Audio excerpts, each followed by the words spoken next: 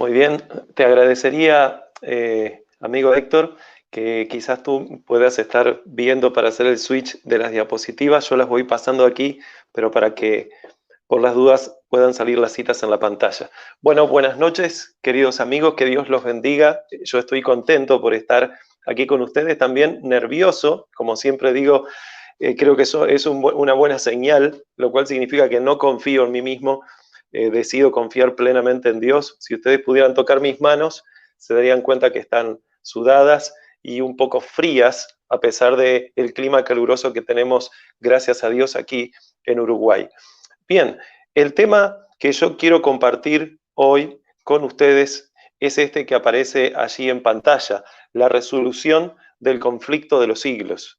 Quizás nosotros deberíamos ponernos a pensar acerca de estas cosas, acerca de lo que estamos predicando, acerca de lo que mis compañeros han estado predicando estas noches y reconocer que Dios está llamando a su pueblo para generar este reavivamiento y reforma necesarios para que entonces venga el tan anhelado derramamiento de la lluvia tardía de una forma que trastorne al mundo entero, con el poder que la Biblia enseña. Yo quisiera comenzar por la última diapositiva. No tenía esto pensado, pero yo voy a ir a la última diapositiva. Voy a compartir ahí en pantalla con ustedes y quiero leer esto. Voy a quitar quizás a Karl Lauerter, pero bueno, ahí dice Elena de White algo muy interesante. No se preocupen si comienzo por una cita de la hermana White, porque la Biblia la vamos a utilizar esta noche.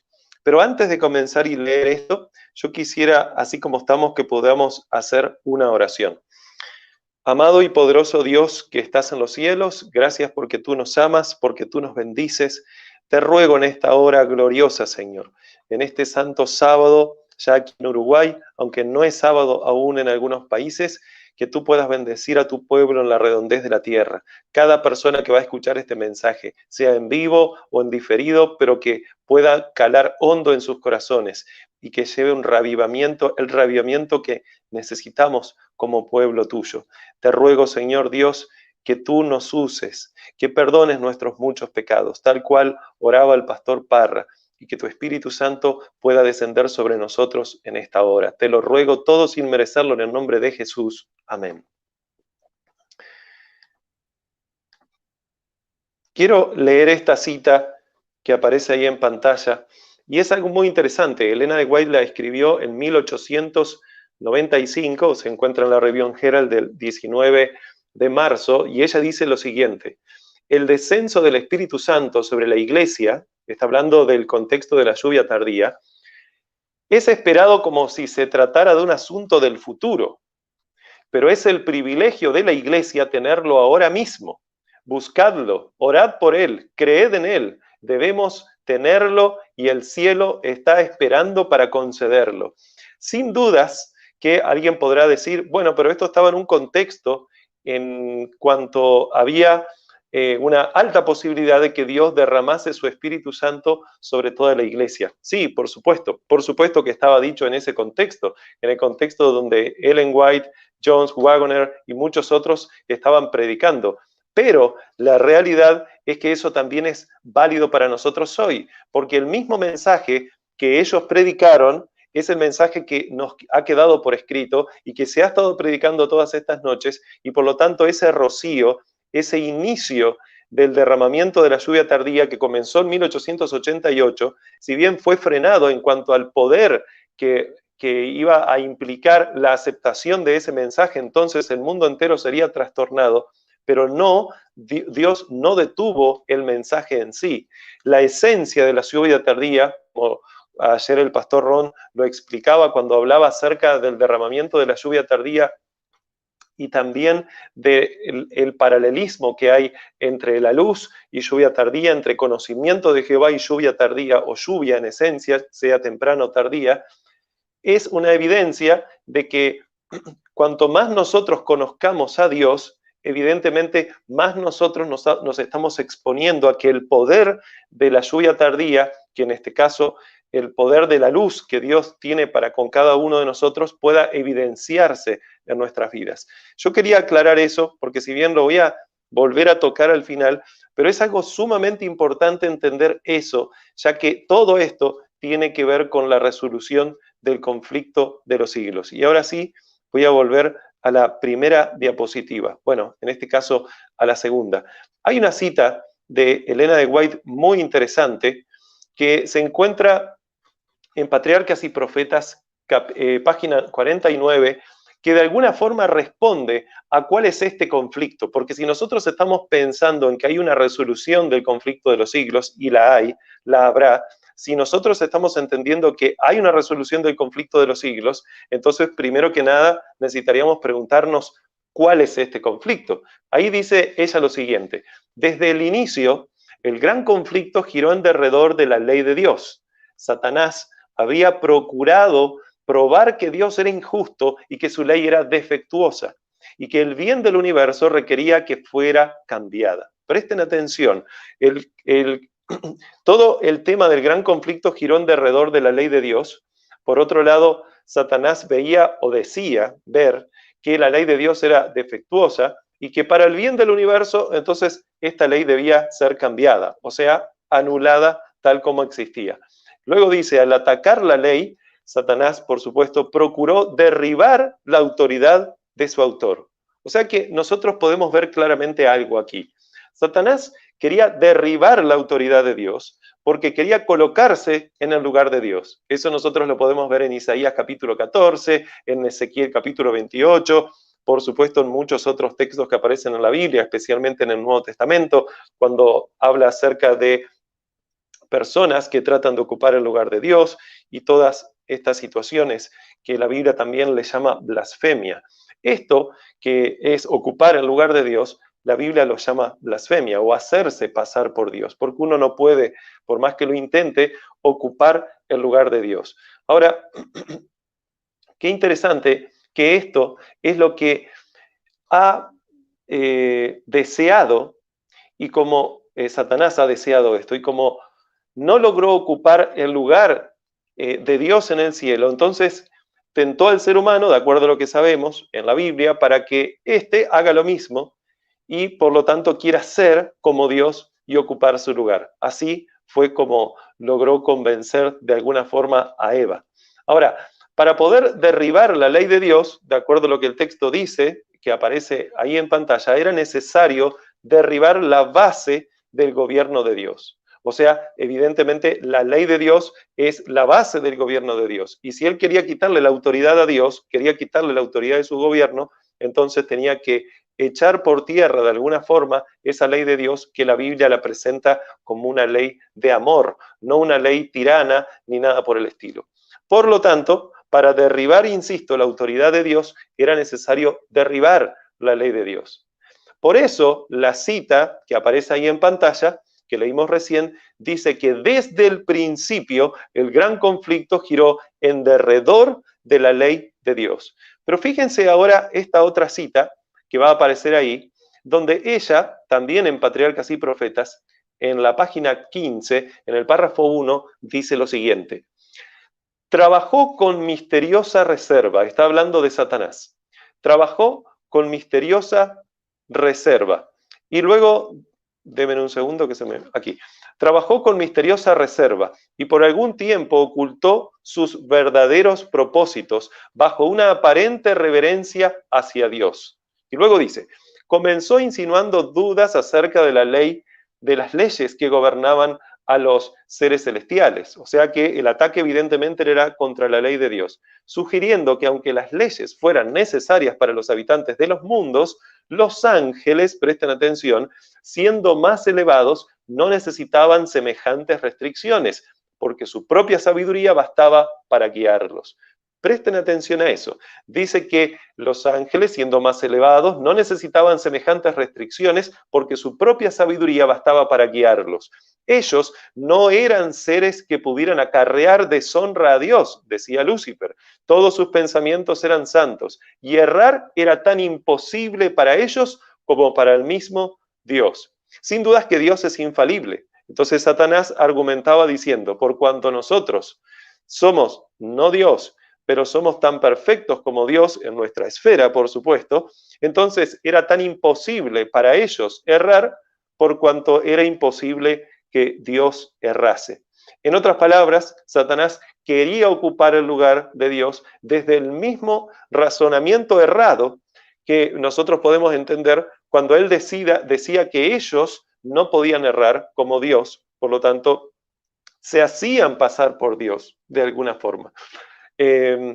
Fíjense que incluso la Biblia enseña, la hermana White enseña, había que resolver el conflicto. Había que resolver este conflicto que había iniciado en el cielo con todas estas declaraciones de Satanás. El dominio, la extensión de este conflicto no era solo un punto en el universo. Evidentemente que esto abarcaba todo el universo, todo lo que nosotros quizás hasta no podemos llegar a imaginar. Entonces repasemos hasta aquí apenas brevemente lo que hemos visto. ¿Cuál era el conflicto ahora entonces? ¿Cuál era el conflicto al que se estaba exponiendo cada ser en este universo? Por supuesto, Dios también. El conflicto era, en otras palabras, que Satanás puso en duda la justicia de Dios, el amor de Dios, la perfección de Dios, la veracidad de Dios, la ley, por lo tanto, de Dios. Ahora, antes de continuar, fíjense que Satanás puso en duda la ley de Dios diciendo de que, como les mencioné anteriormente, de acuerdo a la cita de Elena de White, ellos, si Dios era perfecto y no podía errar, entonces ellos tampoco. Ahora, fíjense cuán ilógico terminaba siendo este razonamiento. Me voy a tener apenas un momento, en este argumento que Satanás planteaba, porque el argumento de Satanás era que errar era tan imposible para ellos como para el mismo Dios. Por lo tanto, Satanás reconocía que Dios no podía errar. Así que, si Dios no podía errar, ¿por qué entonces Satanás estaba enseñando que Dios estaba errando? ¿Se dan cuenta? Satanás enseñaba que Dios erraba al requerir que se guardara una ley. Si Dios no podía errar, ¿cómo era que ahora estaba errando? ¿No sería que el que estaba acusando a Dios de estar errando era quien realmente erraba? ¿Cómo se podría confiar, por lo tanto, es una pregunta lógica, en una criatura que basaba su infalibilidad, que Satanás decía eso, en que esta infalibilidad es por causa de que esta criatura es a imagen de la infalibilidad de un Dios que ahora, por algunas razones extrañas, era acusado de no ser infalible? Esto que parece un juego de palabras realmente muestra el error en el que estaba incurriendo Satanás en esa falsa acusación, en esa acusación a Dios. Ahora, entonces debemos seguir preguntándonos, ¿cómo se resolvería este conflicto? Porque si para resolver el conflicto de los siglos, si para resolver esta situación de la acusación que Satanás trajo contra Dios, había que hacer algo, entonces es cómo se resolvería el conflicto, cómo se resolvería la acusación de Satanás de que Dios es injusto. Fíjense que eliminar a Satanás y a sus seguidores no solucionaba el problema en absoluto, porque el problema ya no estaba, fíjense en esto, el problema ya no estaba en Satanás y sus ángeles caídos solamente. Claro que ellos tenían un problema. La cuestión aquí es que lo que había dicho Satanás había manchado el concepto que podría llegarse a tener de Dios por parte de sus criaturas inteligentes. Ángeles no caídos y seres de otros mundos, evidentemente que corrían peligro de que quizás en esa situación de duda podrían llegar a terminar como Satanás y sus ángeles completamente enemistados con Dios. Sobre esto es interesante que Elena de White dice en la página 49 de Patriarcas y Profetas que en el curso del conflicto, en este curso del conflicto, porque no se podía eliminar a Satanás así nomás, en el curso del conflicto habría de demostrarse si los estudios divinos, si los estatutos divinos eran defectuosos y sujetos a cambios o perfectos e inmutables. Fíjense, repito, en el curso del conflicto habría de demostrarse si los estatutos divinos eran defectuosos y sujetos a cambios o perfectos e inmutables. Quiero decirles algo antes de continuar. Mi celular muy probablemente se va a apagar. Esto no me ha pasado antes, pero en el día de hoy se está apagando. No sé si, Héctor, disculpa que voy a interrumpir.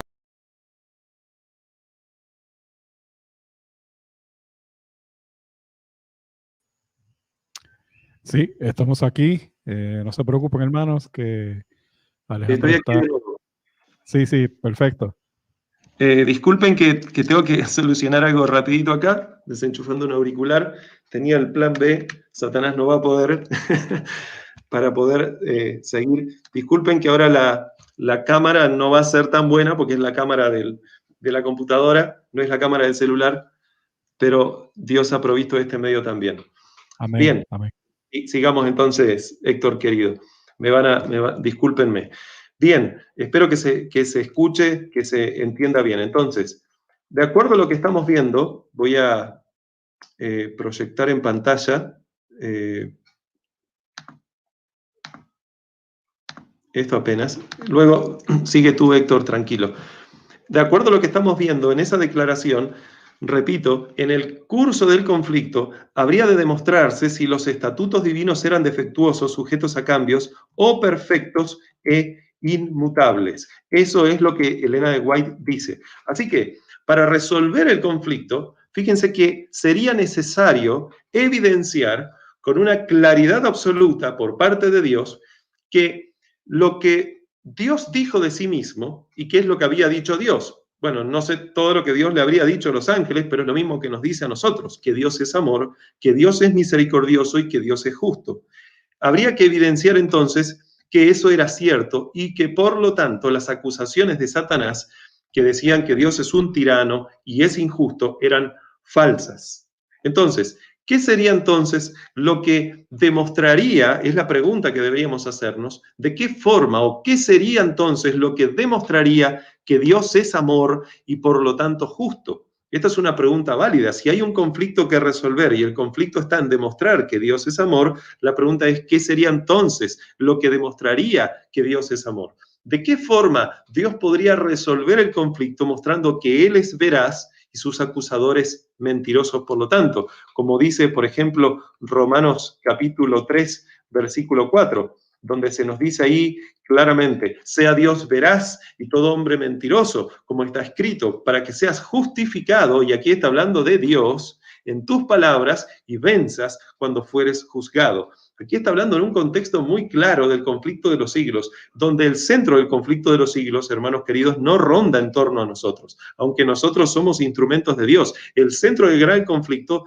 ronda en torno a Dios, ronda en torno a Dios es justo o no es justo. Y como Dios no es arbitrario y no quiere que nosotros sencillamente lo obedezcamos porque Él dijo y punto, aunque de todas formas podemos obedecerle creyendo a su palabra, pero como Él es un Dios de amor y es un Dios que quiere que nosotros tengamos fe en Él, pero basado en evidencias, es que ocurre toda esta escena de juicio en el cual Él es el principal acusado. Nosotros muchas veces creemos que la escena de juicio que comienza en la Biblia, bueno, que aparece en la Biblia, en Daniel capítulo 8, 7, capítulo 8 también, en donde el juez se sentó, los libros fueron abiertos y todo lo demás, incluso este versículo que está saliendo en pantalla, tiene que ver exclusivamente con el ser humano, pero nada más lejos de la realidad, y eso es lo que vamos a ver ahora a continuación. Pero fíjense entonces, dice ahí, sea Dios veraz y todo hombre mentiroso, como está escrito, para que seas justificado, está hablando de Dios, que Dios tenía que ser justificado en tus palabras,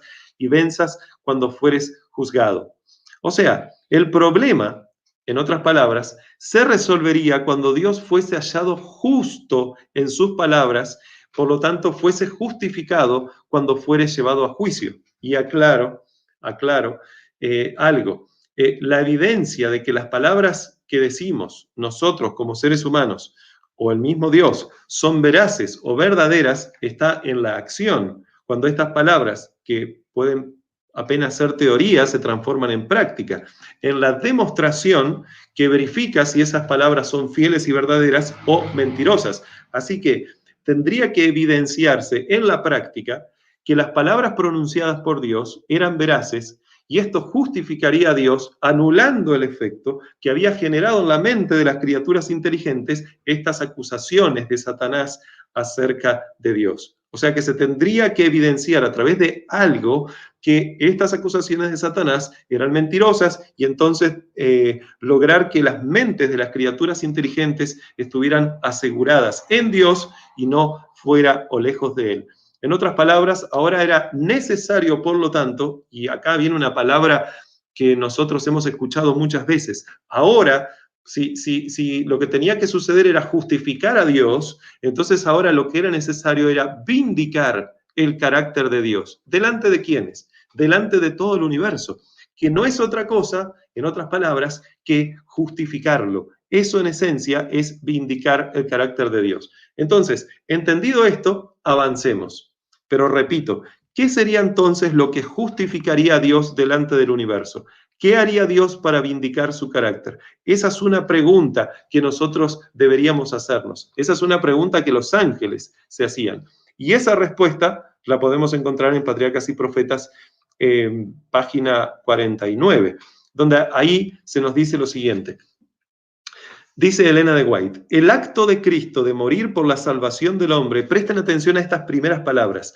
Voy a leer todo, pero voy a hacer referencia a las primeras palabras. El acto de Cristo de morir por la salvación del hombre no solo haría accesible el cielo para los hombres, sino que ante todo el universo justificaría a Dios y a su Hijo en su trato con la rebelión de Satanás.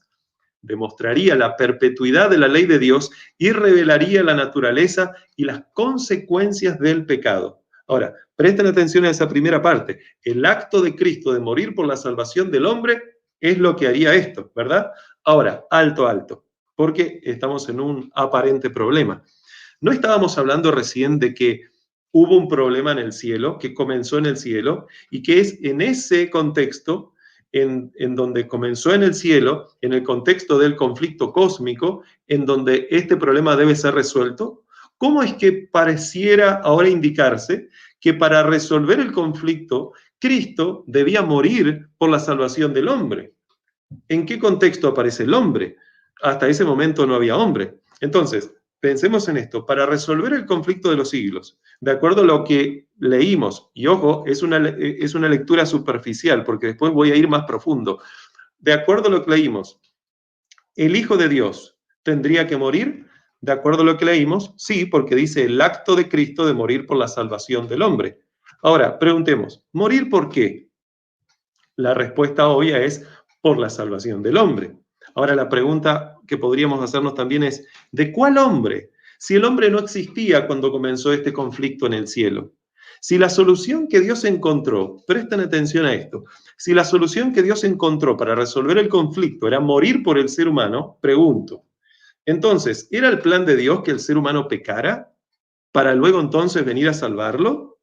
Repito, si la solución que Dios encontró para resolver el problema del conflicto de los siglos era venir a morir por el ser humano, entonces se requería primero que haya un ser humano, después que el ser humano pecara y entonces que Dios se convirtiera en el salvador del ser humano.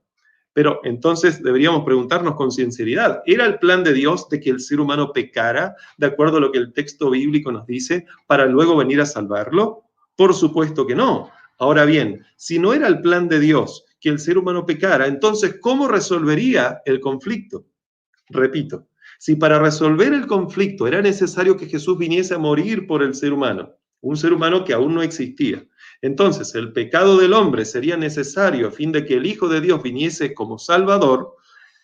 ¿Se dan cuenta de lo terrible de este pensamiento, las implicancias que tendría? Pero ahí no termina todo, porque si entonces el pecado del hombre era necesario para que viniese el Salvador, entonces el pecado estaría justificado, de acuerdo a lo que la misma hermana White dice, por ejemplo, en el conflicto de los siglos.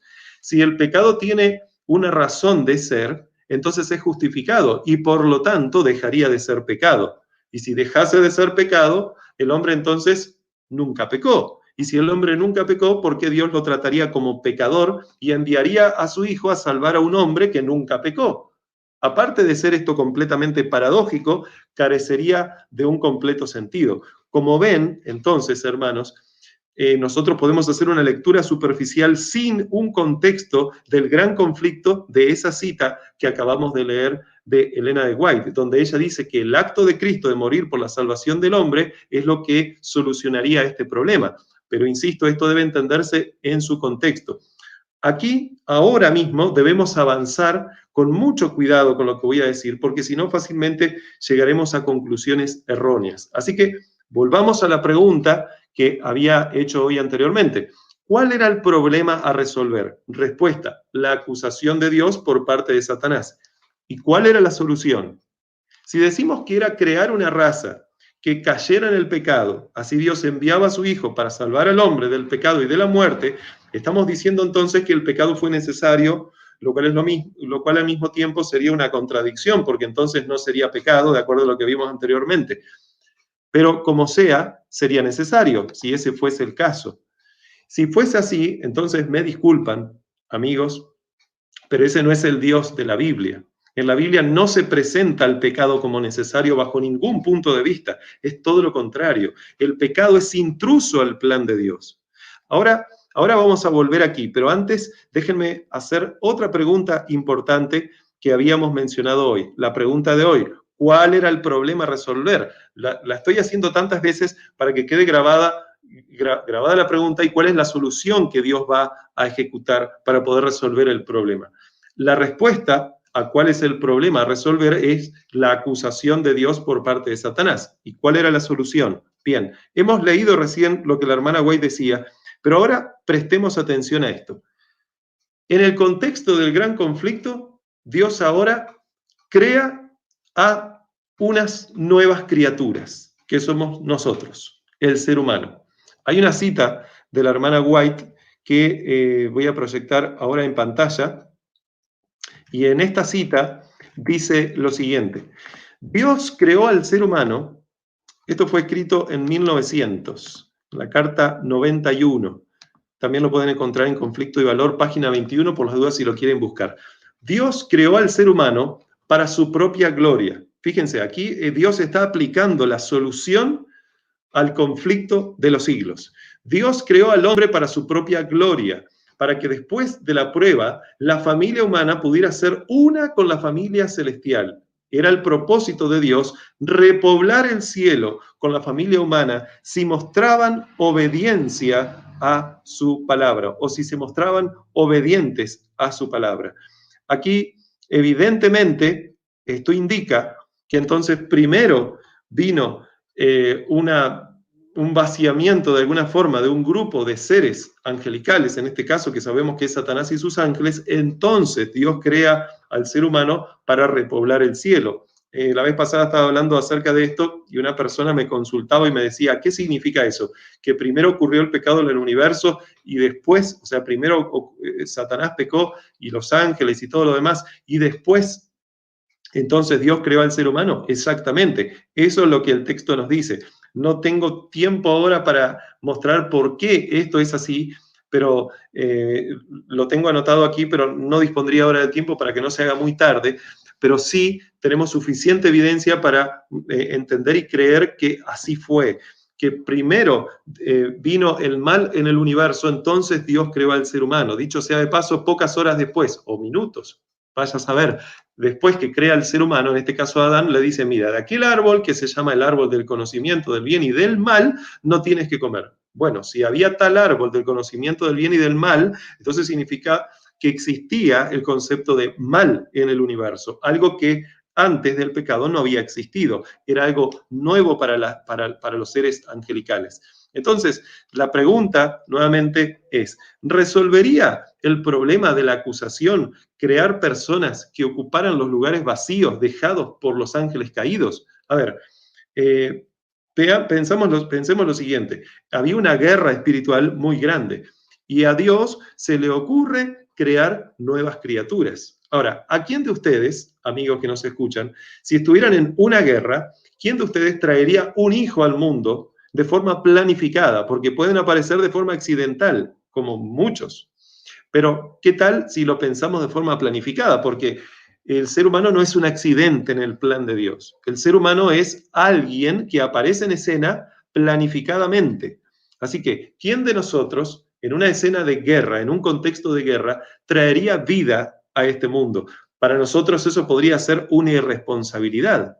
Ahora, Dios planifica todo lo que hace. Dios tiene un propósito para todo lo que hace. Así que había Si había un conflicto que resolver, y lo había, suena lógico entonces que si Dios crea luego a nuevas criaturas es porque tiene como objetivo que haya una conexión en la resolución de ese conflicto con esas criaturas. Pareciera que esas criaturas vendrían como una posible, por lo menos hasta donde la lógica nos permite entender, resolución al conflicto de los siglos. Fíjense, la relación que hay entre la caída de Lucifer y un tercio de los ángeles con la creación del ser humano quedó evidenciada en esta cita que leímos recién, que decía claramente que era el propósito de Dios repoblar el cielo con la familia humana.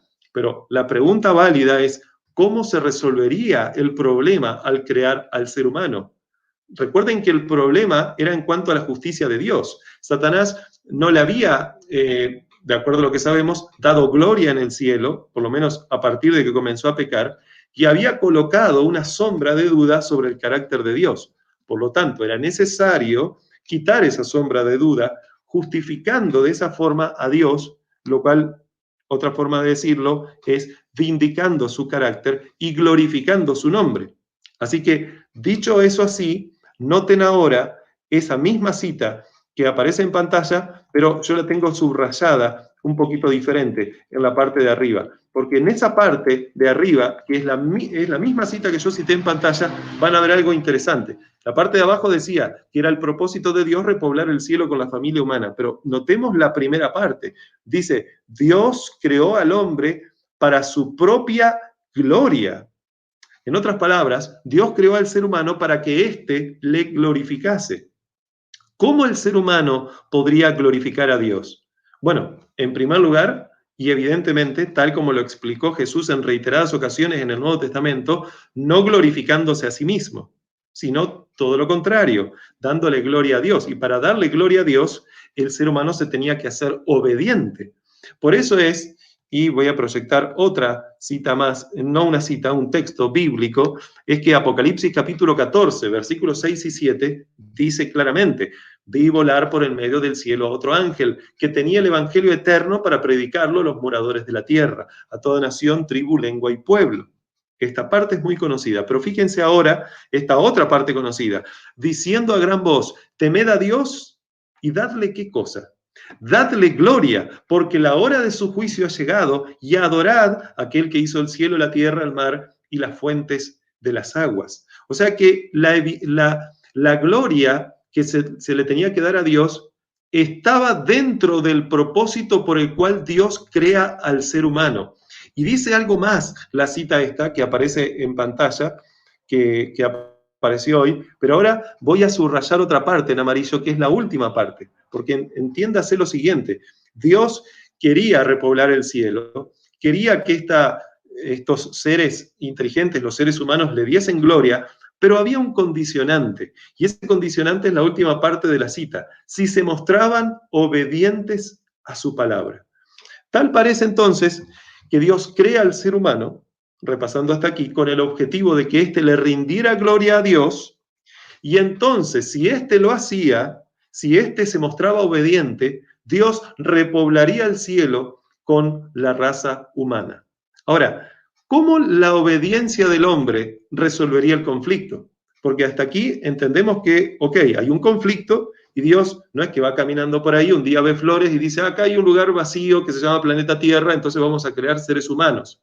No, hermanos queridos, nosotros podemos hacer cosas así sin ninguna planificación o propósito, sencillamente porque creemos, y Dios podría haberlo hecho, pero no fue el objetivo de Dios ese. De acuerdo a lo que leímos en la cita de Ellen White, claramente ahí dice que tenía una vinculación con lo que acababa de ocurrir quizás mucho tiempo antes, no sé cuánto tiempo antes, vaya a saber cuánto, muchos años, decenas de miles, millones de años, no sé cuánto tiempo duró ese conflicto de los siglos en el cielo, pero la cuestión es que la creación de la raza humana responde a la resolución de ese conflicto que comenzó en el reino de los cielos.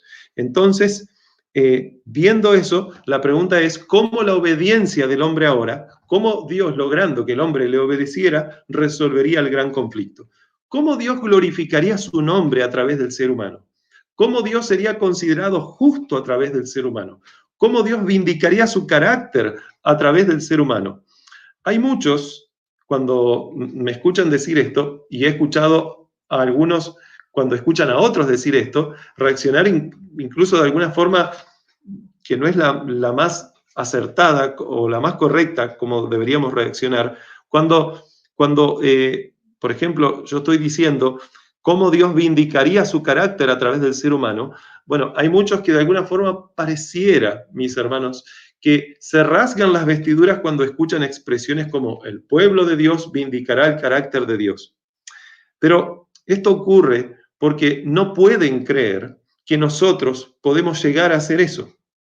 Como actualmente, muy probablemente no lo estamos haciendo, entonces creen que eso es imposible de que ocurra. Pero al creer que el ser humano no tiene nada que ver con la vindicación del carácter de Dios, al excluir al ser humano de la razón por la cual existe el ser humano, evidencian que no comprenden que exactamente eso, o para eso es que el ser humano fue creado, para vindicar el carácter de Dios delante del universo. El ser humano apenas sería un instrumento, porque esto no es obra humana, es obra divina en el ser humano. El ser humano apenas sería un instrumento a través del cual Dios vindicaría su carácter. Y aclaro algo, hermanos, hasta el momento no he hablado, aunque lo mencioné al principio, pero en la cadena de razonamiento que estoy haciendo, en esta historia del conflicto, no he llegado aún a cuando el ser humano cae. Todo esto es en un contexto donde todavía el ser humano no había caído, y que evidentemente ya hemos visto, Dios no se proponía hacer caer al ser humano ni que el ser humano cayese. Por lo tanto, debemos entender que el ser humano era apenas un instrumento a través del cual Dios vindicaría su carácter. Una pregunta que podrían hacerse es, ¿acaso los ángeles no caídos no podrían vindicar el carácter de Dios? Es una muy buena pregunta, pero la realidad es que por alguna razón Dios eligió crear a otra raza de seres inteligentes, una raza diferente a través de la cual vindicar su carácter. ¿Dónde podemos ver esto? Por ejemplo, Elena de White lo explica, lo dice claramente en la Review Herald del 11 de febrero de 1902, que también lo pueden encontrar en La Verdad acerca de los ángeles, página 52, cuando ella dice lo siguiente: todo el cielo tuvo un profundo y gozoso interés en la creación del mundo y del hombre. Repito, todo el cielo tuvo un profundo y gozoso interés en la creación del hombre. Los seres humanos eran un orden nuevo y distinto. Fíjense, si los seres humanos eran de un orden nuevo y distinto, es que eran diferentes a todas las criaturas que habían conocido antes, o sea, las criaturas que los ángeles habían conocido. Si los seres humanos, o sea, si los ángeles estaban viendo un grupo de seres, que en este caso éramos nosotros, bueno, nosotros en el sentido genérico, como seres humanos, si los seres humanos eran de un nuevo orden y distinto, entonces es que eran diferentes a todas las criaturas conocidas hasta ese entonces. Por lo tanto, había características que tenía el ser humano que generaron, parece, de acuerdo a lo que el texto dice de la hermana White, gozoso y profundo interés.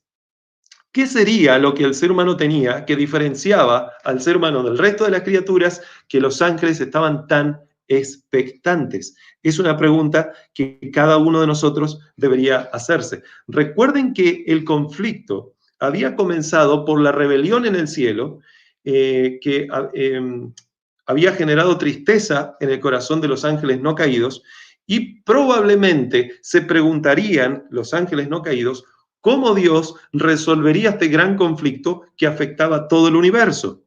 ¿Qué había de diferente, por lo tanto, en el ser humano que llamó tanto la atención de la hueste angélica? Porque mientras existía pecado en el universo, así como hoy en día existe, los ángeles no creo que estuvieran muy tranquilos.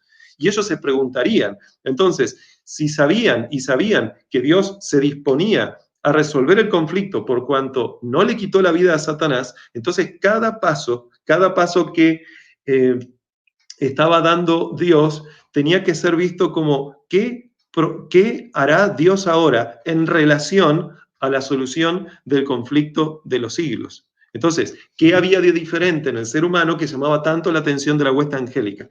Bueno, aquí es donde debo reconocer mis limitaciones como ser humano. Yo no estoy seguro, mis hermanos, si estamos en la posición de disponer de una cabal información para responder a esa pregunta. Pero lo interesante es que Génesis capítulo 1, versículo 26, dice que Dios creó al hombre a su imagen y semejanza. Y luego en el versículo 27 agrega algo más agrega que sin dudas es sumamente llamativo, y es esto que aparece allí en pantalla.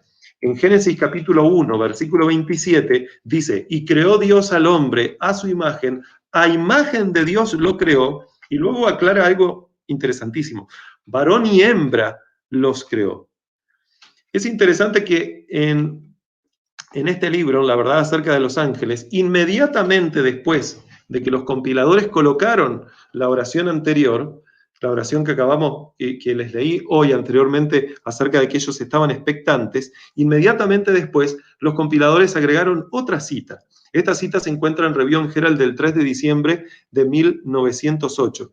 Y esa cita dice lo siguiente: formada a la imagen de Dios, dice Ellen White, la familia humana es, después de los ángeles, la más noble de sus obras creadas. Formada a la imagen de Dios. ¿Significa esto que las demás criaturas no fueron creadas a imagen de Dios? No estoy diciendo eso, pero podría ser. Quizás la distinción particular entre el ser humano y el resto de las criaturas estaba en la posibilidad de que el ser humano podía procrear, podía ser participante de la creación de otros seres. Quizás Dios podría utilizar al ser humano y el mundo como una muestra en miniatura de Dios, sus hijos y el universo. No sé completamente cómo era el plan A. ¿Y por qué no lo sé? Porque ese plan A fue interrumpido, mis hermanos. Pero Dios tenía un plan A. ¿Por qué fue interrumpido el plan A? Fue interrumpido cuando Adán y Eva pecaron. Pero sin dudas, el ser humano fue creado con un propósito muy especial en relación a la solución del gran conflicto. Por eso eran criaturas diferentes, distintas y nuevas. Y entonces, ahora sí, mis hermanos, algo sucedió.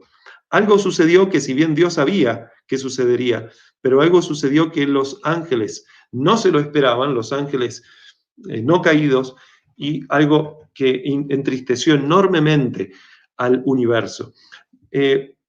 Ahora, en vez de haber un problema, que el problema era que Satanás había acusado a Dios y ahora la solución era vindicar el carácter de Dios, ahora en vez de haber un problema, por lo cual era necesario, insisto, vindicar el carácter de Dios delante del universo, ahora se había agregado otro problema. El ser humano había pecado. Y me gustaría que ustedes puedan ver esa escena a través de las palabras de Ellen White, que se encuentran a continuación, donde ella dice lo siguiente: la caída del hombre llenó todo el universo de tristeza. La caída del hombre llenó todo el universo de tristeza. El mundo que Dios había hecho quedaba mancillado por la maldición del pecado y habitado por seres condenados a la miseria y a la muerte. Parecía no existir escapatoria para aquellos que habían quebrantado la ley. Los ángeles suspendieron sus himnos de alabanza. Por todos los ámbitos de los atrios celestiales hubo lamentos por la ruina que el pecado había causado.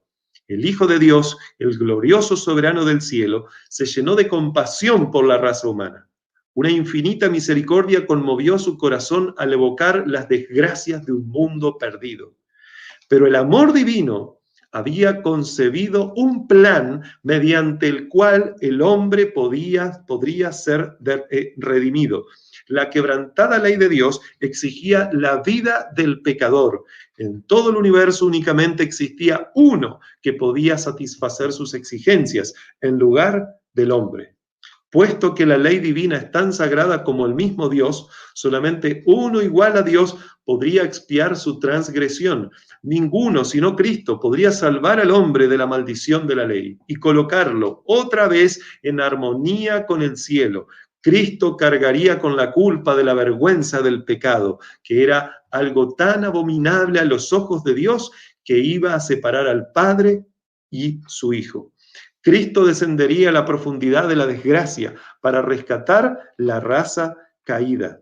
Cristo intercedió ante el Padre en favor del pecador, mientras la hueste celestial esperaba los resultados con tan intenso interés que la palabra no puede expresarlo. Por más que tratemos de entenderlo, no podremos entenderlo a través de estas palabras. Mucho tiempo duró aquella misteriosa conversación, el consejo de paz de Zacarías 6:13, en favor del hombre caído. El plan de la salvación había sido concebido antes de la creación del mundo, pues Cristo es el Cordero, el cual fue muerto desde el principio del mundo. Apocalipsis capítulo 13, versículo 8. Ahora, fíjense algo más que aparece a continuación. Y acá es necesario suma importancia que presten atención. Sin embargo, fue una lucha, aún para el mismo Rey del universo, entregar a su Hijo a la muerte por la raza culpable. O sea que no fue fácil para Dios. Pero de tal manera amó Dios al mundo que ha dado a su Hijo unigénito para que todo aquel que en él cree no se pierda, sino que tenga vida eterna. Juan 3:16. Oh, el misterio de la redención, el amor de Dios hacia un mundo que no lo amaba. ¿Quién puede comprender la profundidad de ese amor que excede todo conocimiento? A través de los siglos sin fin, las mentes inmortales, tratando de entender el misterio de ese incomprensible amor, se maravillarán y adorarán a Dios. Es lo que Elena de White nos dice en esa cita. Dios, por lo tanto, podría haber, hermanos queridos, hay que entender algo, Dios podría haber dejado al ser humano perecer, pero al igual que como vemos, por ejemplo, en la parábola del buen samaritano, viendo al moribundo ser humano tirado al costado del camino, fue a su encuentro y pagó el precio más alto que Dios podría pagar por su rescate, que en este caso es la muerte de su hijo, es que Dios decidió salvar al ser humano. Una vez, me gustaría compartir algo, una vez escuché decir que Dios salvó al hombre de la misma forma que, por ejemplo, ante una ley humana, un padre debe hacerse responsable por los vidrios rotos del vecino que su hijo rompió. O sea, el hijo rompe vidrios del vecino, es lógico que entonces el padre se tiene que hacer cargo. Y entonces, por lo tanto, los tiene que pagar. Pero, hermanos, si este fuese el caso con la salvación del ser humano, entonces era justo que Dios diese su vida por el ser humano, de la misma forma que es justo que un padre pague por los vidrios rotos que su hijo rompió. Y por lo tanto sería injusto si Dios no diese la vida de su hijo. Y si esto es así, entonces yo no soy salvo por gracia. Recordemos que la gracia es algo gratis, es algo que no lo obtenemos por merecerlo. Y si no, sino que soy, de acuerdo a lo que veníamos diciendo, yo no sería en este contexto salvo por gracia. Y si yo no soy salvo por gracia, entonces ¿por qué es? Por merecimiento. Y en este caso, merezco que alguien por lo menos muera por mí. Merezco que Dios dé la vida de su hijo por mí. En otras palabras, yo merecería ser salvo. Yo merecería que Dios me salvase. Dios debía pagarme lo que me debía y lo hizo con la vida de su hijo. Esto, hermanos queridos, atenta directamente contra el concepto de la salvación por la gracia, por gracia, que podemos encontrar a lo largo de la Biblia, como dice claramente en otros lugares, por ejemplo, no por obras, sino por gracia, e insiste que es por gracia.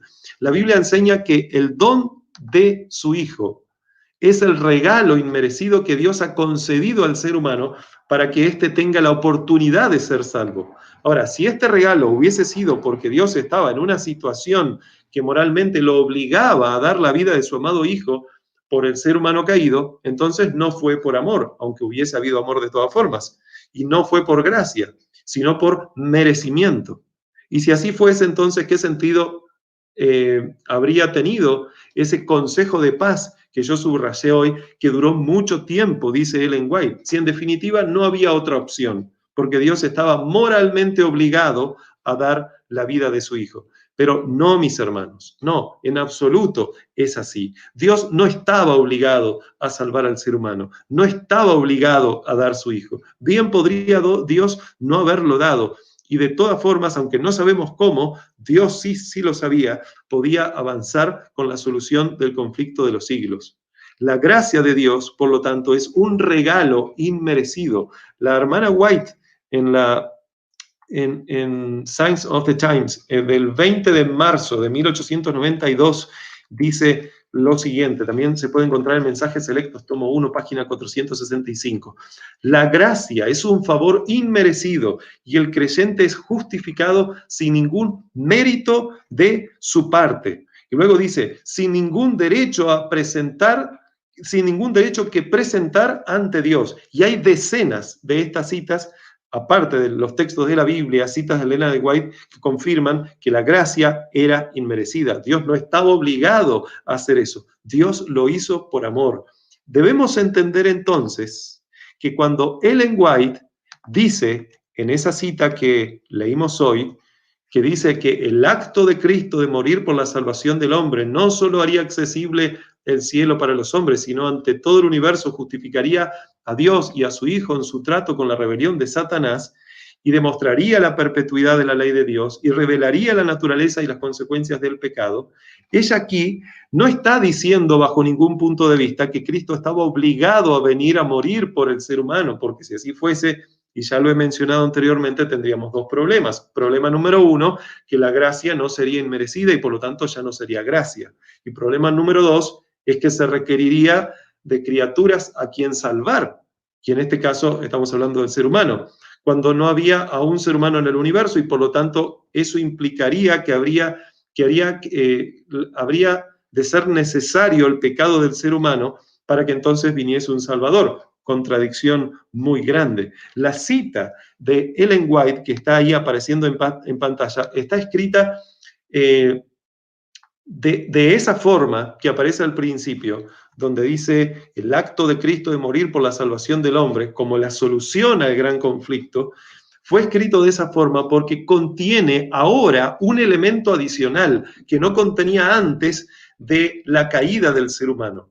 El elemento adicional es que no solo la vindicación del carácter de Dios era necesaria, sino, si era la voluntad de Dios, también la salvación misma del ser humano. En ese sentido, Jesús entonces vendría a hacer las dos cosas. No solo vindicar el carácter de Dios, sino salvar al ser humano. O al revés, no solo salvar al ser humano, sino vindicar el carácter de Dios. Y hay una cita muy impresionante que aparece en Patriarcas y Profetas, que explica esto justamente. En Patriarcas y Profetas, en la página 49. Elena de White dice lo siguiente.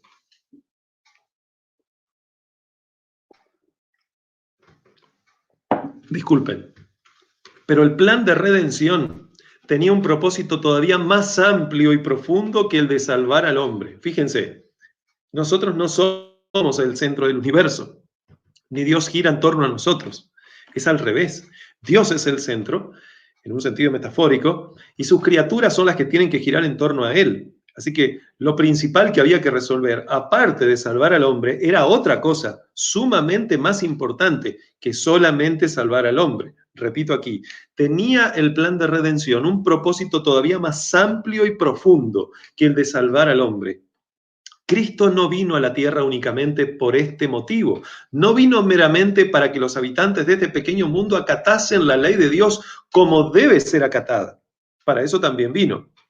Sino que vino para vindicar el carácter de Dios ante el universo. Ahora entonces debemos entender que esa fue la razón por la que Cristo vino a este mundo, pasó todo lo que pasó y Él murió en la cruz del Calvario. Debemos entender que la cruz, en esencia, no era un fin en sí mismo, sino que era un medio para un fin. Porque, dicho sea de paso, en esa segunda parte de la cita dice, no vino meramente para que los habitantes de este pequeño mundo acatasen la ley de Dios como debe ser acatada. ¿Y de qué forma nosotros podríamos acatar la ley de Dios? Obviamente, si nosotros podemos, o al revés, si la vida de Cristo puede ser vivida en nosotros, si nosotros podemos, contemplando a Cristo, vivir la vida de Cristo, obteniendo el poder de lo alto para poder obedecer a esa ley de Dios, entonces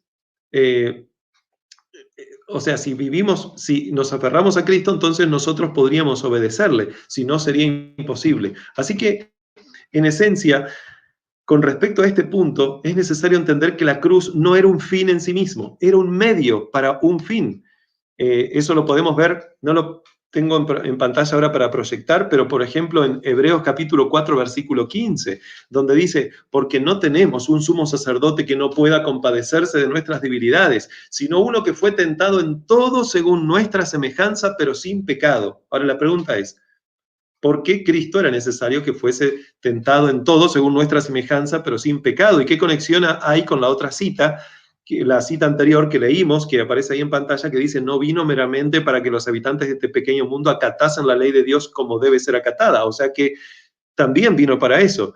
¿Qué relación tiene Hebreos 4:15? ¿Por qué Jesús tenía que ser tentado en todo según nuestra semejanza? No la semejanza de los ángeles, no la semejanza de Adán no caído, sino que el escritor, que en este caso es Pablo, se está incluyendo y dice nuestra semejanza, pero sin pecado.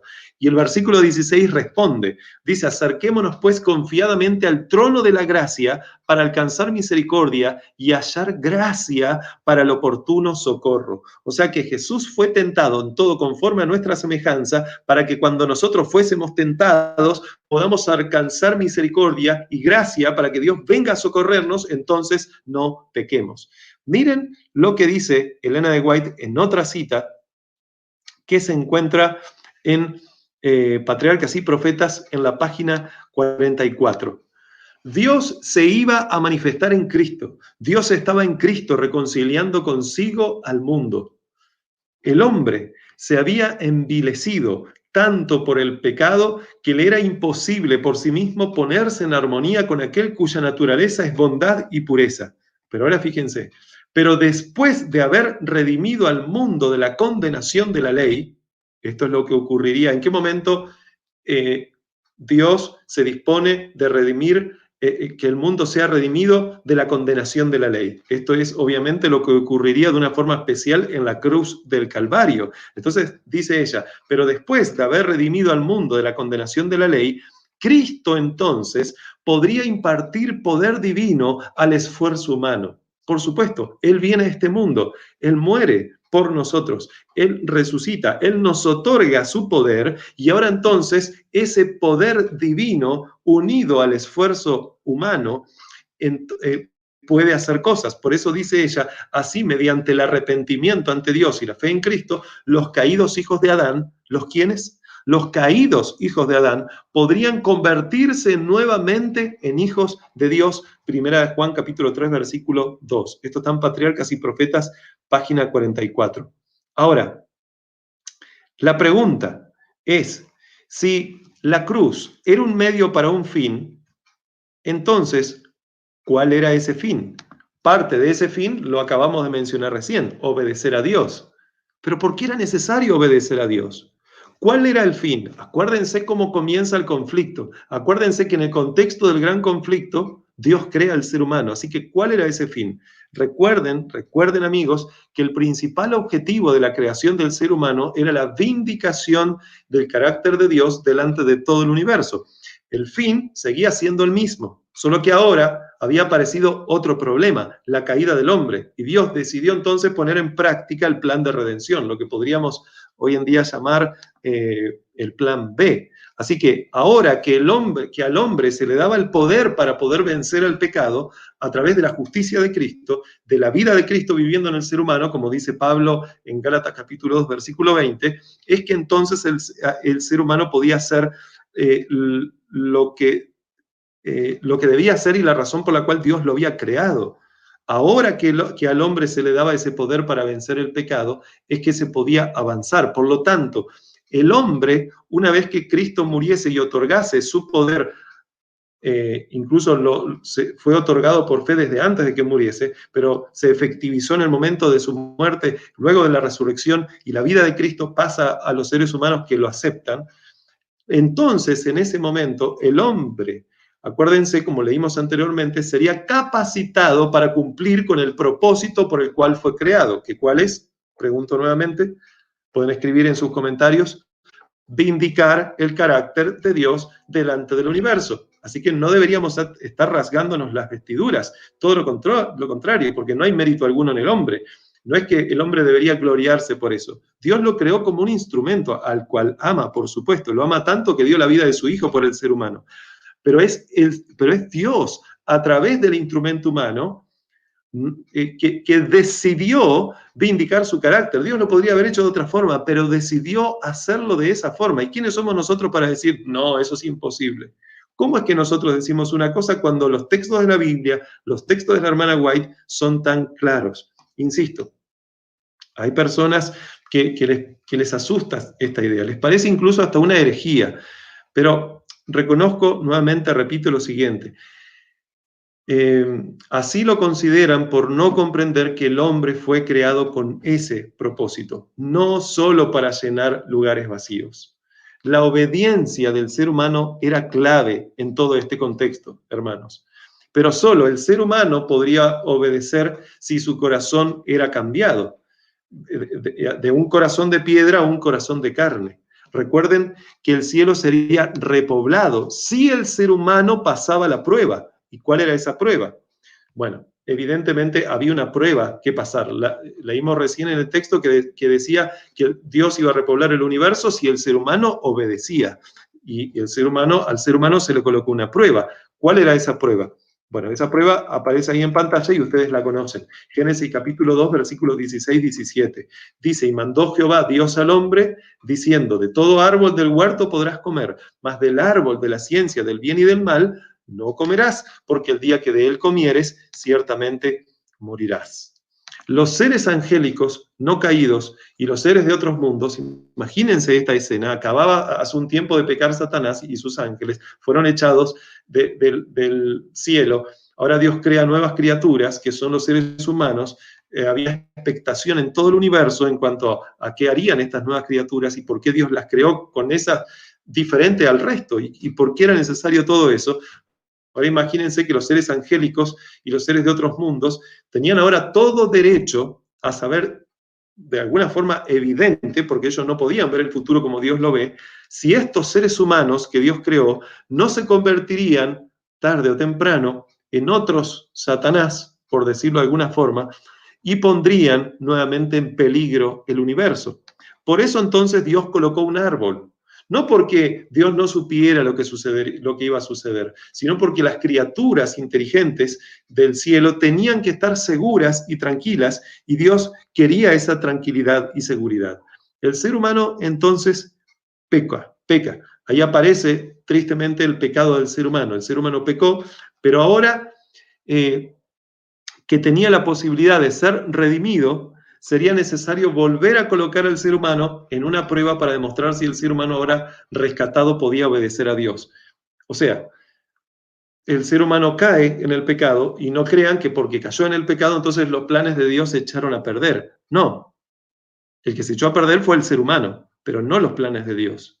Dios ahí tenía dos opciones, o enviaba a su hijo a salvar al ser humano, o no lo hacía, y entonces vindicaría su carácter de otra forma. Pero de tal manera amó Dios al mundo que envió a su hijo unigénito, para que todo aquel que en él crea no se pierda, sino tenga vida eterna. Insisto, Dios no miró para el costado y dijo, bueno, este ser humano pecó, sigamos avanzando. No, Él lo miró, eran sus hijos, Él los amaba, Él no quería que se perdieran para siempre. Y Él entonces decide seguir avanzando con el plan del ser humano, pero ahora teniendo que enviar a su amado Hijo Jesús. Estos días mis compañeros leyeron una cita que ahora les voy a compartir y que varias veces uno puede leer cuando estudia estos temas. Pero fíjense, ahora que el ser humano había pecado y Dios ahora lo había rescatado, ahora que al ser humano se lo capacitaba nuevamente para obedecer, ahora entonces se debía colocar al ser humano otra prueba, como mencioné anteriormente, para demostrar si el ser humano ahora rescatado podía obedecer a Dios. Y si obedecía a Dios, el plan anterior continuaba, que era repoblar al mundo, al universo con el ser humano, y entonces el universo sería repoblado, pero para esto, con seres humanos, pero para esto era necesario que el ser humano obedeciese. La cita que yo les quiero leer ahora es una cita que mis compañeros estos días han leído, pero leámosla nuevamente, pero ahora en el contexto de la resolución del conflicto de los siglos. Fíjense, el ser humano tenía que ser capacitado para poder obedecer y entonces vindicar el carácter de Dios, la razón por la cual el ser humano había sido creado para repoblar el universo con ciertas características que no sabemos bien cuáles eran en esencia las que distinguían al ser humano de los demás seres, porque no tenemos, creo yo, por el momento una luz cabal como para poder decir eran estas y aquellas, pero sí el ser humano iba a vindicar el carácter de Dios, pero se necesitaba obediencia. Y ahora que el ser humano había caído y Dios lo rescata, se sigue requiriendo obediencia. Por eso es que voy a leer esta cita que aparece ahí en pantalla. Es la famosa cita de Ellen White, que está escrita en Testimonios para los Ministros, páginas 91 y 92. Y dice lo siguiente: en su gran misericordia, el Señor envió un preciosísimo mensaje a su pueblo por medio de los pastores Waggoner y Jones. Este mensaje tenía que presentar en forma más destacada ante el mundo al sublime Salvador. El sacrificio por los pecados del mundo entero, presentaba la justificación por la fe en el garante, invitaba a la gente a recibir la justicia de Cristo, esta justicia que a través de los mensajes que se han estado transmitiendo, todo aquel que cree la ha podido estar recibiendo noche tras noche. Y dice, invitaba a la gente a recibir la justicia de Cristo. Y ahora fíjense, qué impresionante cómo se describe la justicia de Cristo, cómo se describe, cómo se manifiesta la justicia de Cristo, que se manifiesta en la obediencia a todos los mandamientos de Dios. ¿Recuerdan la cita anterior? Fíjense, era el propósito de Dios repoblar el cielo con la familia humana si se mostraban obedientes a la palabra de Dios. ¿Y qué era lo que haría que el ser humano pudiera obedecer? La cita anterior, la justicia de Cristo, que se manifiesta en la obediencia a todos los mandamientos de Dios. Así que es interesante que la razón por la cual es necesario que se dé a conocer este mensaje y por la cual Cristo vino a este mundo, obviamente para rescatar al ser humano, pero rescatar al ser humano implicaba que el ser humano ahora fuera capacitado para obedecer todos los mandamientos de Dios. Entonces el plan A, que había quedado truncado y que pasó al plan B, ahora podría continuar y Dios de todas formas vindicaría su carácter a través del ser humano, lógicamente, a través de un ser humano obediente. Y eso implicaría repoblar el cielo con toda la familia humana. Fíjense cuán obediente se hizo Cristo. Dice la Biblia en Juan capítulo 12, versículos 27 al 32. Ahora, dice Cristo, ahora está turbada mi alma. ¿Y qué diré? Padre, sálvame de esta hora. ¿Él va a decir eso? Él no va a decir eso. Mas para esto ha llegado mi hora. Para esto ha llegado mi hora. Acuérdense que no fue fácil para el Hijo de Dios acercarse a esa hora. Cuando su mano temblaba, la copa temblaba en esa mano, diciendo, Padre mío, 3 veces lo dijo, si es posible, pase de mí esta copa. En el versículo 28, Jesús dice, Padre, glorifica tu nombre. Entonces vino una voz del cielo, lo he glorificado y lo glorificaré otra vez. Eso es lo que dijo la voz del cielo. Y la multitud que estaba allí había oído la voz, que había oído la voz, decía que había sido un trueno. Otros decían, un ángel le ha hablado.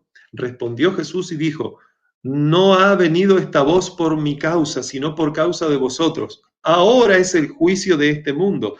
Ahora el príncipe de este mundo será echado fuera. Y yo, si fuere levantado de la tierra, a todos atraeré a mí mismo. Aquí Jesús evidentemente también estaba haciendo alusión a otras palabras que le había dicho a Nicodemo en Juan capítulo 3, cuando dijo que de la misma forma que Moisés levantó la serpiente en el desierto, para que todo aquel que viera la serpiente pudiera vivir, entonces es necesario que el Hijo del Hombre sea levantado para que todo aquel que en él crea no se pierda, sino tenga vida eterna. Juan capítulo 3, versículo 15. Entonces, de esa forma, de la única verdadera forma que Dios podría obrar con amor, ayudando al ser humano para que el ser humano pudiese obedecerle. Y cuando digo de la única forma me refiero a que fue conmovido el corazón de Dios cuando vio al ser humano en esa necesidad por cuanto estaba muriendo. Entonces Dios envía a su Hijo, eleva a su Hijo para que el ser humano ahora, en vez de morir, pueda vivir al contemplar a Jesús en la cruz del Calvario. Ahora entonces Dios logró proveerle al ser humano esa enemistad entre los hombres y Satanás a través de su muerte. Esa enemistad que estaba ya anunciada en Génesis 3:15, cuando Dios le dijo a la serpiente que pondría enemistad entre ella y la mujer y entre su simiente y la simiente suya, y ella le herirá en la cabeza y tú le herirás en el calcañar. Esa enemistad que Dios prometió, esa primer promesa de enemistad que Dios colocó en el ser humano, sería posible cuando el ser humano contemplase la cruz de Cristo. Ahora es que Dios entonces logra poner esta enemistad entre los hombres y Satanás a través de la muerte de su Hijo. Ahora es necesario que Dios obre entonces en el ser humano para poder evidenciar obediencia y por lo tanto eso le permita a Dios repoblar el universo con la raza humana. Acuérdense que muy probablemente son millones y millones los que resucitarán. Y de esa forma, no solo repoblar el universo, sino repoblarlo con el objetivo por el cual fue decidido repoblar el universo, que es a través de seres humanos que lograran vindicar su carácter delante del universo. No solo Jesús, hermanos queridos, como representante de la raza humana, sino un grupo de seres humanos caídos y pecadores, son, por lo tanto, los instrumentos que Dios utilizará para vindicar su carácter delante del mundo y del universo. Hay personas que quizás no creen en esto, pero la realidad es que esa fue la razón por la que fue creado el ser humano. Dios, a pesar de que el ser humano cayó, logró vindicar su carácter delante del universo a través de su Hijo. Pero ahora eso que Él hizo a través de su Hijo, está dispuesto a hacerlo sobre cada ser humano que esté dispuesto a aceptar la vida de su Hijo. O sea que también es función, sigue siendo función del ser humano, ahora restaurado, vindicar el carácter de Dios delante del universo. Por eso, en otra cita, Ellen White es muy clara cuando ella dice lo siguiente: está por sobrecogernos la lucha final del gran conflicto. Y ella obviamente está hablando en un contexto donde estaban pasando de todo un poco, realmente. Las cosas que están pasando hoy en día, hermanos, son mucho más grandes y en mayor frecuencia que las que pasaba en ese momento, cuando ella escribió esto.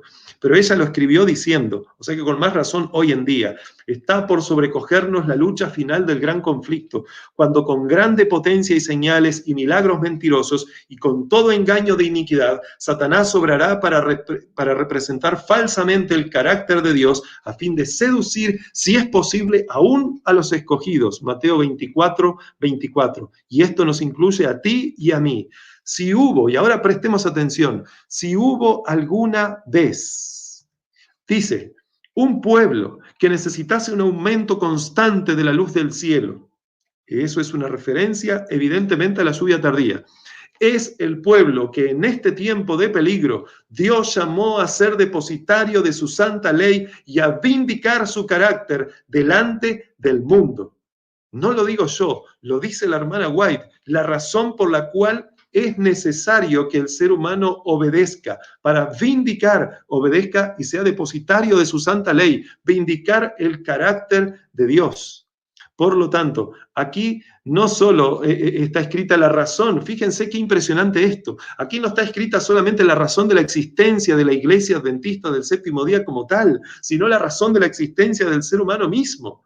La Iglesia Adventista del Séptimo Día obviamente que tiene una razón de ser específica en este mundo, porque si nos pusiésemos a hacer lo que a veces tristemente hacemos, muchas veces, que es lo mismo que hace el resto del mundo, entonces no tiene razón de que esta iglesia exista. Esta iglesia existe siempre y cuando sea diferente. De la misma forma que Dios, cuando crea al ser humano, lo hace diferente con un propósito, es de la misma forma que cuando crea y levanta esta iglesia, la hace diferente del resto con un propósito. Pero el propósito de la iglesia, interesantemente, es dar también a conocer cuál es el propósito que Dios tiene para con cada ser humano en este mundo. Y ese propósito es que esos seres humanos sean del pueblo de Dios y Dios, a través de esos seres humanos, logre vindicar su carácter delante del universo. Fíjense estas otras dos citas cortitas, donde ella repite la misma idea, y hay muchas otras que no las voy a colocar aquí por un tema de tiempo. Dice ella en Testimonio para la Iglesia, tomo 5, página 297, orad fervientemente y sin cesar, pero no os olvidéis de alabar a Dios. Incumbe a todo hijo de Dios vindicar su carácter. ¿A quiénes les incumbe vindicar el carácter? ¿Cómo es que algunas personas dicen que Dios no ha colocado para eso al ser humano? Que el carácter de Dios quedó exclusivamente vindicado en la cruz. Amén, que quedó vindicado en la cruz. Pero la cruz es un medio para un fin. El fin es que no haya más dudas en cuanto a la veracidad de la palabra de Dios, de la cual el mismo Dios, a través de la cual el mismo Dios dice que Él es amor, que Él es justo, que Él es misericordioso y que Él es verdad. Para que no quede duda, tiene que evidenciarse entonces si lo que Dios prometió que haría con el ser humano se va a cumplir. Porque si no se cumple, entonces Dios, ¿cómo podría salir victorioso en este juicio en el cual fuere juzgado? ¿Cómo es que el ser humano o los acusadores de Dios serían mentirosos? Al revés, si Dios no cumple sus promesas, ¿quién sería el mentiroso? ¿Se dan cuenta de la gravedad de esto y de la importancia? ¿Se dan cuenta que esto no gira en torno al ser humano? Esto gira en torno a Dios. Por eso ahí dice, nuestra obra consiste en vindicar el honor de la ley de Dios. Ahora, yo les había dicho anteriormente, mis hermanos, que Dios cuando tiene el objetivo de restaurar al ser humano, lo restaura con un propósito. El propósito, obviamente, es seguir adelante con el plan por el cual en sus inicios creó al ser humano, que es vindicar su carácter. Pero acuérdense que el ser humano, antes de que pecase, se le colocó una prueba. Y esa prueba no fue pasada por el ser humano. Entonces Cristo vino a demostrar que el ser humano podía vencer. Pero lo interesante es que Cristo vino con esta naturaleza que disponemos ahora. Esta naturaleza que la hermana Wayne en reiteradas ocasiones dice, vino con esta naturaleza caída en la que nos encontramos. Vino para socorrernos a nosotros. Vino para ser tentado conforme a nuestra semejanza, pero sin pecado. ¿Para qué? Para que nosotros no solo pudiéramos tener un sustituto, sino que pudiéramos contemplar a aquel que en una situación con ciertas diferencias, porque Jesús ya nació concebido del Espíritu Santo, a diferencia de nosotros que nacemos del Espíritu Santo cuando, por ejemplo, somos bautizados, o de forma especial, quiero decir, cuando somos bautizados en la conversión. Entonces, para que pudiéramos contemplar a Jesús y entender que si Él lo hizo, entonces, y Él nos da su vida, y Él nos da su poder, nosotros no podemos hacer nada. Pero si el poder de Cristo fluye en nosotros, entonces eso nos capacita a nosotros para que nosotros también podamos hacerlo. ¿Qué cosa? Lo que hizo Jesús. ¿Qué hizo Jesús? Vindicar su carácter delante del universo. ¿Qué hará el ser humano? La obra del ser humano consiste en vindicar el honor de Dios, el honor del carácter de Dios, el honor de la ley de Dios. Ahora, yo les dije que el ser humano había sido colocado en una prueba que no pasó. Jesús sí pasó. Pero ahora que el ser humano era restaurado, sería restaurado, ahora es necesario mostrar a los ángeles si este ser humano restaurado va a seguir restaurado por los siglos de los siglos o va a decidir pecar. Entonces, y esto es sumamente importante, presten atención, todo lo que dije considero que es importante, pero si hay un punto donde esto es sumamente importante es ahora. Entonces, Dios debe colocar una prueba al ser humano, y esa prueba a la que tiene que ser expuesto el ser humano es justamente para demostrar si lo que dice Dios se cumple o no se cumple. ¿Y cuál es esa prueba? La Biblia enseña cuál es esa prueba. Un tiempo que está por venir en muy breve tiempo. Es el que se conoce como el tiempo de angustia de Jacob. prefigurado no solo en la noche en la que Jacob luchó contra el ángel de Jehová, sino interesantemente también prefigurado, entre otras partes, entre otras tantas veces de la Biblia, en, por ejemplo, el cierre del tiempo de gracia en los días del diluvio, 7 días antes de que venga el diluvio en los días de Noé. Ese tiempo, el tiempo de angustia de Jacob, es un tiempo que, de acuerdo a lo que se nos dice, el pueblo de Dios deberá vivir en esta tierra sin intercesor. Todos los pecados deben haber sido confesados para cuando llegue ese momento. Todos ellos, todo tipo de pecado. Por eso es necesario incluso pedir perdón, como dice Elena de White, por los pecados desconocidos y que Dios nos los haga conocidos a nosotros. Es por eso que esto es tan importante, y en base a esto también ronda el conflicto de los siglos, que Elena de White dice en esta cita, estas palabras que están en el deseado de toda la gente, página 625, la misma imagen de Dios se ha de reproducir en la humanidad, la misma imagen de Dios, no otra. El honor de Dios, el honor de Cristo, están comprometidos en la perfección del carácter de su pueblo. Esto no se trata del ser humano meramente, esto se trata de Dios, esto se trata de si Dios va a lograr tener el honor que merece, el carácter de Dios será vindicado delante del universo o no. Algunos, quiero decir que a veces es interesante, y me puedo incluir aquí también, pero algunos excusan de alguna forma su comportamiento diciendo que como aún no tienen el sello de Dios, entonces siguen pecando. En otras palabras, dicen que recién tendremos el carácter perfecto de Cristo, capaz de vencer el pecado por el poder de Dios, cuando seamos sellados. Pero la realidad es que nada más lejos de la realidad, porque hay otra cita de la hermana White, que se encuentra también en Testimonios para la Iglesia, tomo 5, página 196, donde dice, ninguno de nosotros recibirá jamás el sello de Dios mientras nuestros caracteres tengan una mancha. Y aquí hay un paralelo con el derramamiento de la lluvia tardía, la cual muchos, dice ella, esperan recibirla para poder cambiar su forma de ser, para poder mejorar su carácter, y nada más lejos de la realidad. El que transforma el carácter es Cristo. El que te da la luz para poder transformar tu carácter es Cristo a través, por ejemplo, o de forma especial, del derramamiento de la lluvia temprana. Y dice Elena de White que nadie recibirá, lo leíamos el otro día a través de una de las predicaciones de mis compañeros, que nadie recibirá la lluvia tardía si antes no recibió y vive conforme a la lluvia temprana. Y ella dice que nadie recibirá más luz si no vive conforme a la luz que tiene. Hay un paralelo aquí. Ninguno de nosotros recibirá jamás el sello de Dios mientras nuestros caracteres tengan una mancha. Así que, ¿qué viene primero, la transformación del carácter o el sello de Dios? Evidentemente que primero viene la transformación del carácter. Dios transforma el carácter, nosotros no lo podemos hacer. Pero nosotros sí podemos dejarnos transformar. Dios transforma el carácter, entonces nos sella. El sello no nos hace perfectos, como algunas personas piensan. El sello es colocado cuando Dios haya alcanzado a hacernos perfectos. El sello es la promesa y la tranquilidad que Dios da a sus criaturas inteligentes que están en los cielos, que quienes lo recibieron al sello de Dios no volverán a pecar. Repito, el sello no es una causa, sino el efecto, es la consecuencia.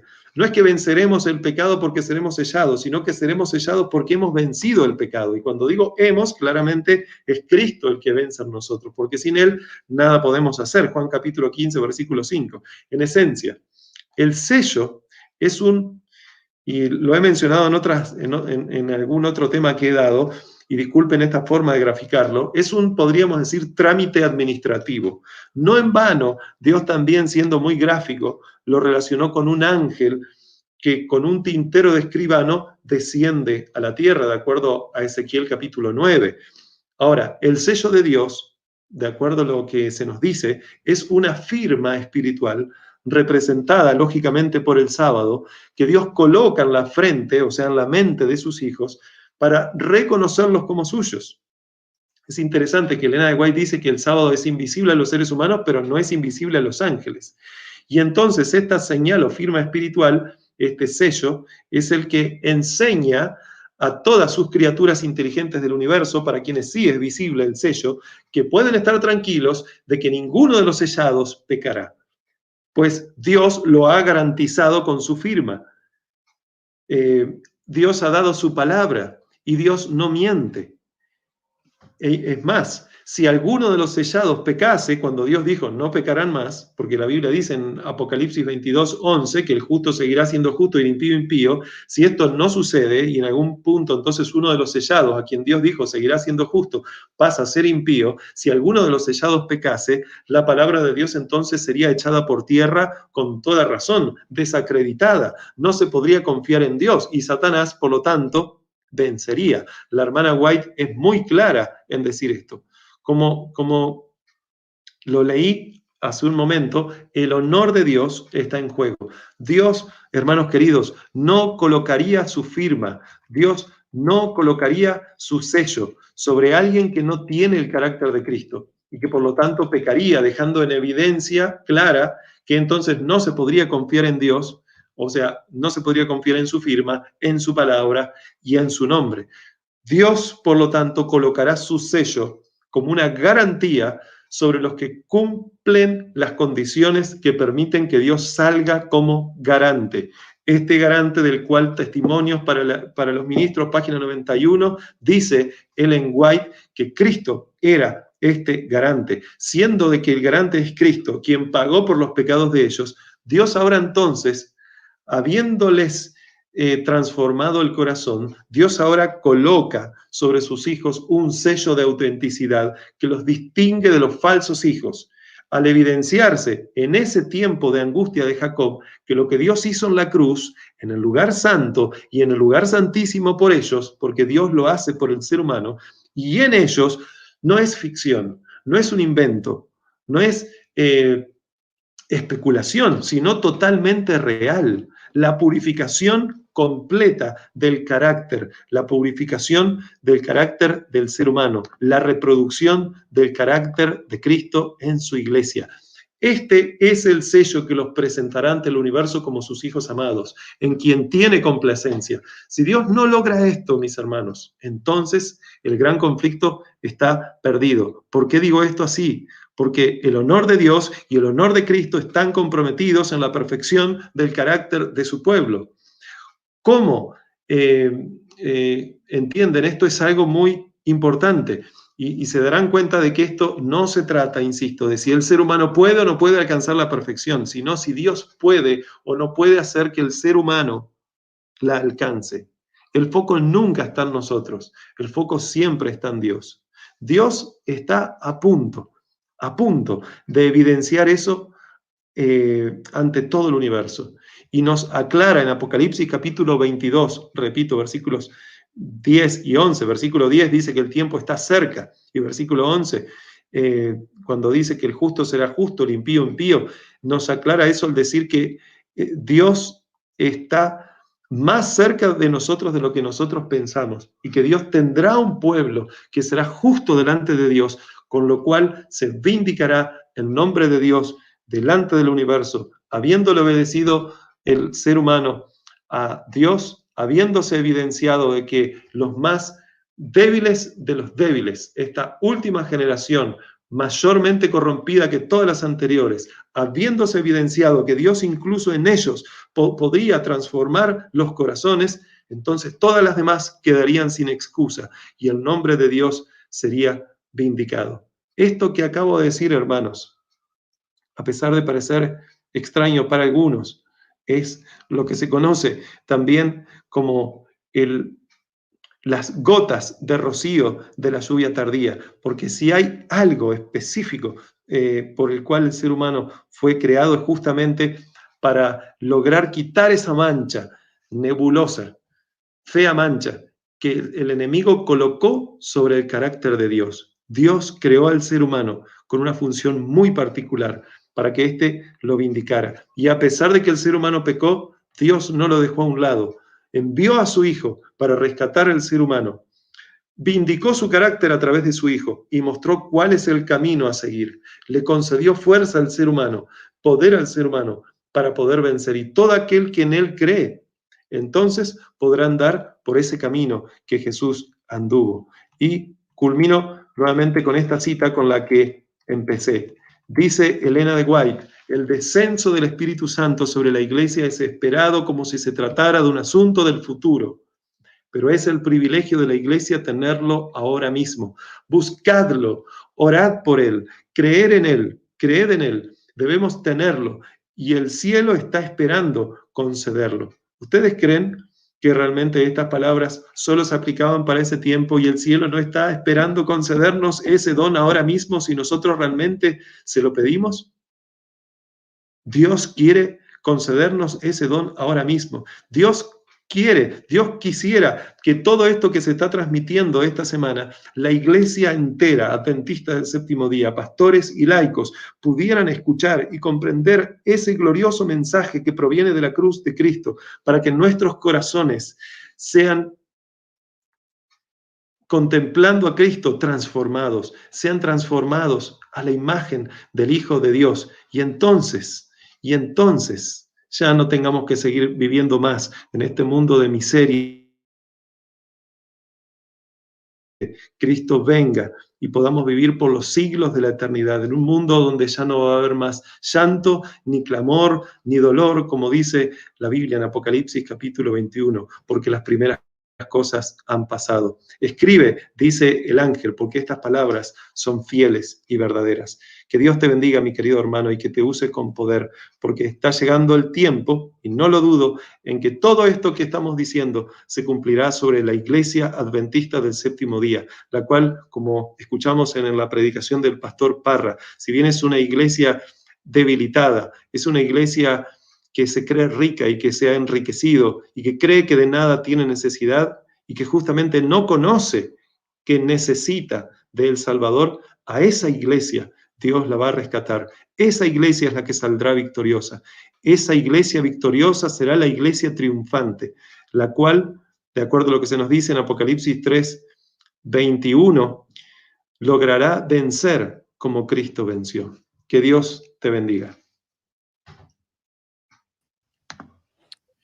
En esta hora estamos más que agradecidos al Señor, y quisiera pedir al pastor Parra que también se acerque a pantalla. Hermanos, sencillamente me asombra el empeño del Señor en traer alimento sólido a su pueblo, a nuestras almas, a nuestro corazón. Pastor Parra y Pastor Añasco, me asombra el orden perfecto de Dios, porque el orden de estos temas se hizo en oración, pidiendo al Señor dirección, y cómo el Señor nos lleva a una experiencia en esta noche de contrición primero de nuestro corazón a través de los labios del pastor Parra, para que entonces con un corazón contrito y humilde y humillado delante del Señor podamos aceptar por agradecimiento que el propósito de la vida del pueblo de Dios en esta tierra es algo muy superior a la salvación tan siquiera, algún premio que vamos a recibir a nuestro propio beneficio, sino sencillamente ser instrumentos para poder vindicar y honrar el carácter de Dios ante el universo.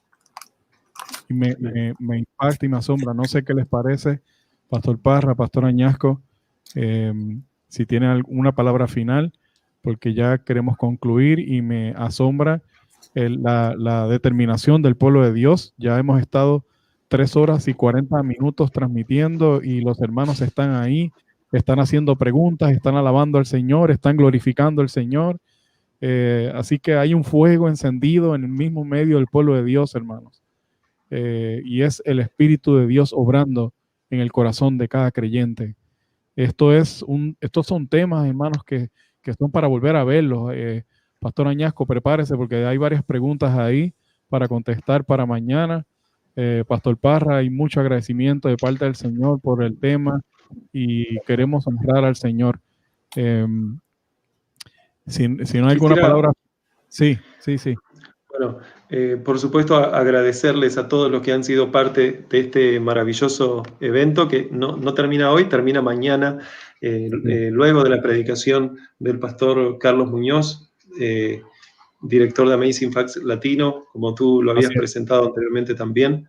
Y me sorprende también, por ejemplo, ahora, estamos saliendo por varios medios. Algunas personas quizás se creen que los que están conectados solo son los que, por ejemplo, si están en YouTube, ahí dice, pero son varios medios y a través de las plataformas se nos indica cuántos hay conectados ahora, incluso hasta el final.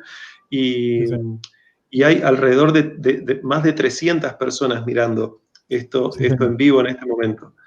Si consideramos los otros canales por donde se está transmitiendo, es algo realmente impresionante. Sí, señor, sí, señor. Vamos para 4 horas ahorita y están ahí, Pastor Parra, los corazones están conectados con el Señor, no quieren desconectarse. Así La gloria al Señor por este evento y todo lo está haciendo el Señor. Quiero dejarles también la promesa de Hechos 3:19, ¿verdad? Del apóstol San Pedro, un lindo ejemplo del poder de Dios para transformar vidas. Dios lo sacó, el Señor Jesús venció en él, ¿verdad? La incredulidad, su arrogancia.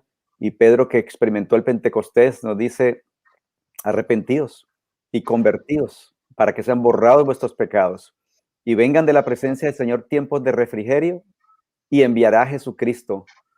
Así que ahí hay un orden precioso. Cristo quiere venir. Para eso quiere enviar el refrigerio de la lluvia tardía como resultado de una verdadera conversión, fruto de un genuino arrepentimiento que nace de la cruz. Así que toda gloria sea para el Señor. Creemos que el Señor tendrá un pueblo y la imagen de Cristo será restaurada y la tierra iluminada. Alabado sea el Señor. Gracias. Amén. Quiero decir antes de concluir, antes de pedir al pastor Añasco que nos despide en oración, quiero agradecer primeramente a mi hija que me ha estado acompañando en estas noches, al pastor Parra por ese poderoso y conmovedor mensaje, al pastor Añasco por ese impresionante mensaje que toca nuestros corazones y que nos hace comprender que sencillamente hemos estado vendiendo mal el evangelio, pastor Parra y pastor Añasco, y lamentablemente ha sido así, pero qué bueno que el Señor trae ojos, y me gustó esa ilustración, espejuelos nuevos, pastor Parra, para poder mirar este mensaje de la correcta perspectiva. Agradezco a cada uno de los que ha continuado con nosotros hasta esta hora. Quiero invitarles a que volvamos a ver estos temas, a que compartamos aún más estos temas, porque hay mucha gente todavía que no ha visto los temas y queremos que les llegue también. Y recordarle que mañana nos vamos a ver nuevamente a las 4 de la tarde o las 16 horas de Puerto Rico. No se puede perder este último impactante tema, como dijo el pastor Añasco, a cargo del pastor Carlos Muñoz del Ministerio Amazing Facts, los 144,000 y María Magdalena. Recuerden dejarnos sus comentarios para que puedan ser considerados, o mejor dicho, sus preguntas para que puedan ser consideradas, porque luego del tema que va a presentar el pastor Carlos Muñoz, tendremos una súper interesante sesión de preguntas y respuestas. Así que Dios los bendiga a todos y cada uno de ustedes. Pastor Parra, muchas gracias, Pastor Añasco, a los que nos acompañan. Luego de que el Pastor Añasco concluya con esta oración, tendremos el himno titulado Todos se inclinarán, por la orquesta y coro de la Universidad Adventista del Plata, y entonces daremos por concluida nuestra transmisión. Oremos. Amoroso y querido Padre que estás en los cielos, gracias, Señor, por este sábado que nos regalas, por esta bendición de, a pesar de que quizás por muchos lugares no podemos salir, porque esta situación del COVID-19 ha trastornado de alguna forma el mundo, pero tú has abierto puertas para que muchos puedan escuchar tu palabra. Y es una evidencia lo que ha sucedido esta noche. Te ruego por eso, amado Dios, que tú puedas estar al lado de cada persona que ha estado escuchando hoy. Y no solo de ellos, sino de los que escucharán mañana y pasado y así sucesivamente. De los que dentro de poco conocerán este mensaje y tendrán que decidir de qué lado estar, Señor. Te ruego, amado Dios, que tu ángel, que está acompañando a cada una de las personas, que pueda estar con ellos y los proteja de todo mal. Que concedas a cada una de las personas que nos están escuchando descanso en esta noche. Que puedan contemplarte, Señor, hasta en el momento que cierren sus ojos para descansar. Y si es tu voluntad, te ruego que les des vida para que en el día de mañana puedan glorificar tu nombre, Señor. Te pido, amado Dios, perdón por nuestros muchos pecados. Perdón por haber sido responsables directa o indirectamente en atrasar la gloriosa venida de tu amado Hijo. Te ruego, amado Dios, en esta hora, que nos sigas dando el conocimiento, pero también el poder para poder vencer, y que cada uno de nosotros pueda ser depositario de tu santa ley, y tu nombre pueda ser vindicado en todo el universo. Gracias, porque hasta aquí tú nos has acompañado, porque confiando en ti sabemos que lo seguirás haciendo. Te lo ruego todo sin merecerlo, pero en el nombre poderoso de Jesús. Amén. Amén. Amén.